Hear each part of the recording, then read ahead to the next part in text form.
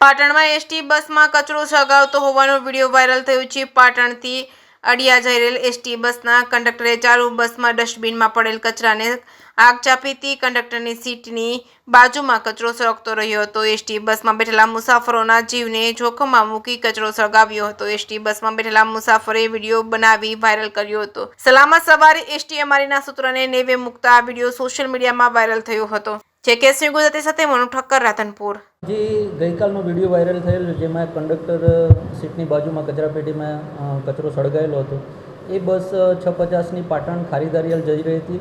એમાં વિનુભાઈ પ્રજાપતિ નામના કંડક્ટર હતા અને તેઓને નિગમ દ્વારા 11 માસના કરાર આધારે લેવામાં આવેલા છે। એ બાબતે વિડીયોના આધારે હાલ તપાસ હાથ ધરી છે અને નિવેદનો મેળવી અને આગળની કાર્યવાહી કરી અને વિભાગીય કચેરી રિપોર્ટ મોકલી અને તેમની સામે સખ્ત કાર્યવાહી કરવામાં આવશે।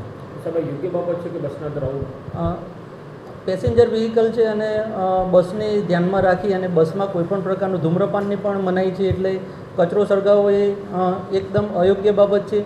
એમાં પબ્લિકની જે અંદર બેઠેલા હોય અને બસને પણ સળગવાનું જોખમ રહેલું છે, એટલે એ બાબતે અત્રેથી તમામ કર્મચારીઓને તાકીદ કરવામાં આવશે અને આ પ્રકારનો કોઈપણ ના બનાવ બને એની પણ તકેદારી લેવામાં આવશે।